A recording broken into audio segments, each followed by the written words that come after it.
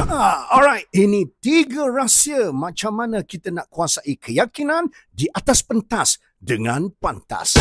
Let's go. Yang pertama adalah belajar dengan buat, bukan dengan kita tunggu sampai semuanya sempurna. Come on, public speaking ni dia bukan cerita pasal kena belajar teori apa semua, tak. Ia tentang buat dan juga buat. Abang Bat, dalam seminar Abang Bat selalu bila buat training, kali pertama peserta buat biasa-biasa, tapi bila kali kedua dah jadi makin bagus. Bayangkan kali ke-7, bayangkan kali ke-16, bayangkan kali 23. Dengan kata lain sebenarnya, apabila kita laksanakan, kita buat sungguh-sungguh, otot keyakinan kita akan terbina. Dan ini akan sangat membantu anda menguasai keyakinan di atas pentas dengan pantas.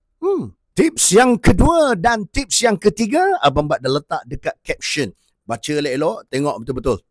Dan kalau anda nak belajar lebih detail, jom bersama dengan Abang Bat dalam program-program Abang Bat. Nak tahu kat mana? Tengoklah dekat bio, kan? Dan kalau nak belajar secara online, terus tekan back series Abang Bat. Apa?